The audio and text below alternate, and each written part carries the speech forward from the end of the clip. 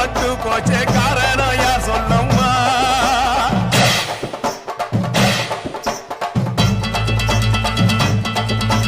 சாத்தோடு கையில் சத்தம் முழங்கிட தாயேனி பொங்கிடம்மா சாத்தோடு கையில் சத்தம் முழங்கிட தாயேனி பொங்கிடம்மா சூளக்காளியே தாயே சூளக்காளியே